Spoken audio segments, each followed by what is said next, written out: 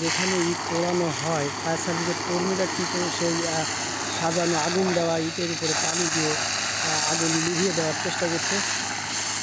আপনারা দেখতে পাচ্ছেন।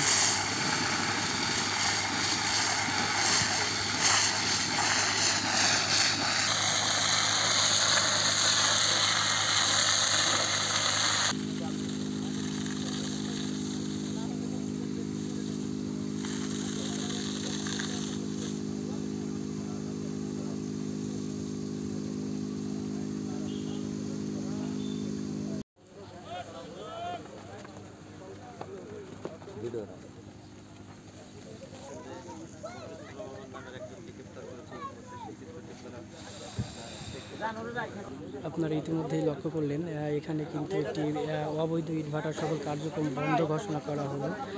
এই নিয়ে কিন্তু একটা ব্যানার তারা এখানে ঝুলিয়েছে এবং এই ভাটার কার্যক্রম আজকে বন্ধ করে দেওয়া হলো। তারই কিন্তু ভিডিও কিন্তু আপনারা ইতিমধ্যে লক্ষ্য করছেন। এছাড়াও এখানে কর্মী এই অবৈধ ইটভাটায় কর্মরত একটি কর্মীর 10,000 টাকা জরিমানা সহ 15 দিনের সশ্রম কারাদণ্ড